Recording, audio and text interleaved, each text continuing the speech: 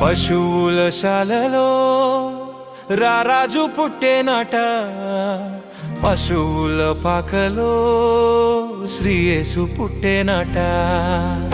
పశువుల శాలలో రారాజు పుట్టేనాట, పశువుల పాకలో శ్రీయేసు పుట్టేనాట.